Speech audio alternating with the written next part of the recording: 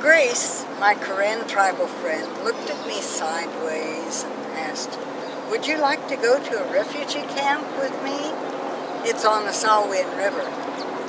Since I love to travel and see new things, I agreed.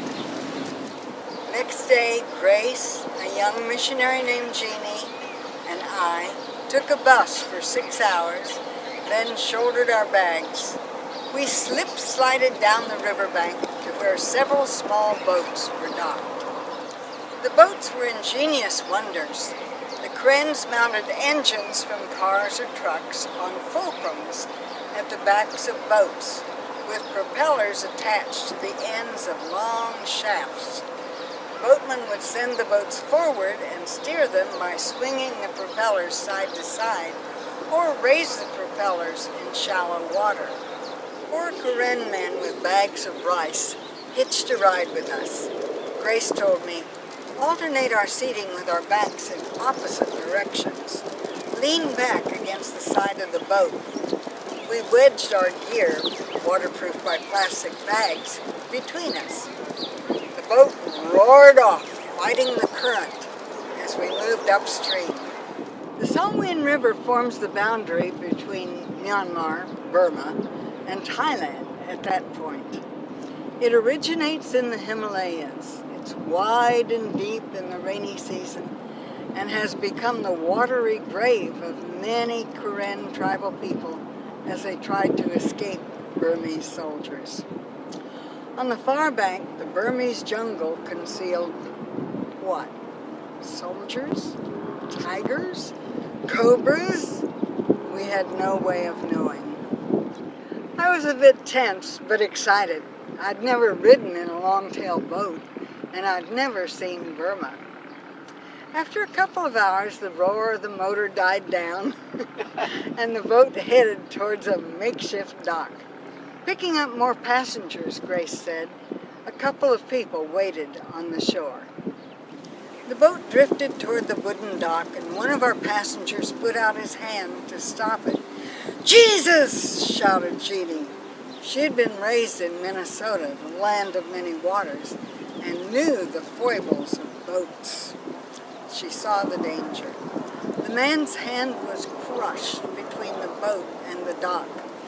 Blood spurted. A crewman took off his undershirt to stanch the flow. We sat there wide-eyed, wondering what would happen next. The crewman looked sheepish and confessed, "There's a witch doctor in this village. Ordinarily, we'd go there and the man's hand would be healed. But we know you folks are missionaries and you wouldn't like that, so..." The new passengers boarded, settled themselves, and the boat roared upstream for another hour. I was surprised by the refugee camp. Each family, usually a woman and her children, had a separate bamboo house with their own cooking fire. "Where are the men?" I asked. "At the front," the headman told us. "They're all training or fighting, boys as young as 14. We have no choice. The Burmese are trying to genocide us." Next day, Grace took Jeannie and me visiting house to house. Now and then we'd find a woman who could speak English, having attended missionary schools in Burma run by the British before they were expelled. But for most of them, they spoke only Karen or Burmese. Grace was our interpreter. We came to a small bamboo house where the woman said she wanted to sing for us. She had a beautiful, sweet, clear voice and sang the old hymn, "God Will Take Care of You." I thought, where is God? Why isn't he taking care of his Karen children? And then a man came forward. Grace exclaimed, "You're the man in the boat, the one that got his hand smashed." He smiled broadly and held out both his hands. One was as smooth and unscarred as the other. How had this happened? Then I remembered. When Jeannie saw the impending accident, she had shouted, "Jesus!" Just one word. The powerful word, Jesus. We praised God for His care.